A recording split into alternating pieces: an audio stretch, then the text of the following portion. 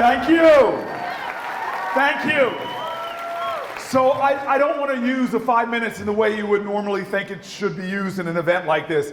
I know the 2020 elections doesn't stand for the year, but the number of us that are running.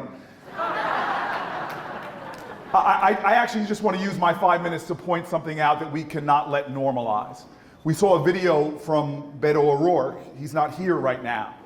And he didn't miss this because of a family obligation or because of a conflict in schedule.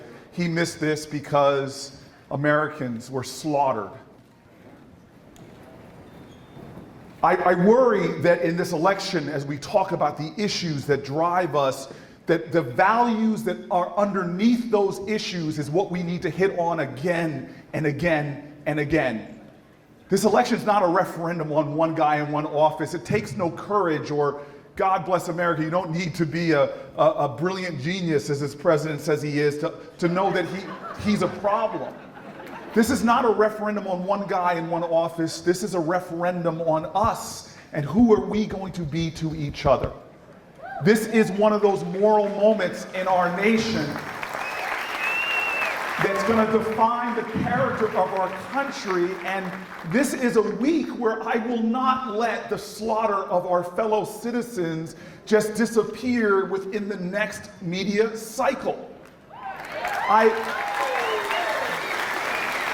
And I want to use the 3 minutes I have left just to tell you what I believe bonds us together, because we were a nation that when 4 girls were killed in a bombing in Birmingham, we raised our moral conscience and our moral imagination and transformed this nation to more compassionate, more empathetic. When women threw themselves out of windows at the shirtwaist factory fire, we changed workers' rights and workers' rules. We responded, and this has to be that moment in America. And so, I want to ask you, for me, let me use my last seconds to just tell you that it's not just the mass shootings. It's the fact that every day in America, people are being slaughtered in communities like mine where the sound of gunfire is so regular. For 10 years, almost 10 years, I lived in some high-rise public housing projects. The tenant president of those buildings, her son was murdered in the lobby. He was served in the US military, came home to this nation, and was killed by gunfire in our country. And I never forget asking her why she still lived in those buildings when her son was murdered there, and she looked at me in this defiant way, and she goes, "I still live here because I'm in charge of Homeland Security." She showed this grit and this toughness, this defiance, like Langston Hughes wrote that when he said the poem, "There's a dream in this land with its back against the wall. To save the dream for one, we must save the dream for all." And so, I want to leave you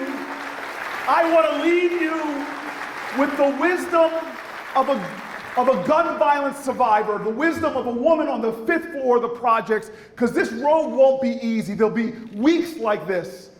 It was 2004, and I witnessed another boy shot, tried to stop him from bleeding, but he bled out and died. What a gruesome things. I was traumatized. I was angry. I felt like giving up. I felt a darkness fill my heart. And I'll never forget when I bumped into Miss Jones. It was early one morning, the morning after the shooting, and I saw her in the courtyard of the projects. She sees me, and she opens her arms because she sees I'm wounded, and I run over to her, and she holds me, and I started crying on her shoulder, feeling the pain of another black teenager killed in an inner city. And she said 2 words to me over and over, and these are the 2 words I want to leave you with.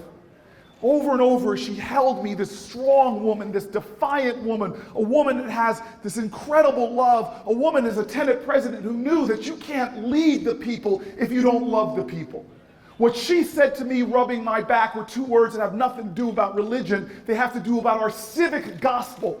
She rubbed my back over and over again and said over and over, "Stay faithful, stay faithful, stay faithful." My fellow Americans, we have come this far by faith. We have overcome worse times and darker moments than this. And now more than ever, we need Americans that will stand up with faith in our country, faith in our ideals, faith in each other, and come together again and stand together and work together and love together and overcome his darkness with our light. This is the call of our country, and it is time for the United States of America to rise again. Thank you.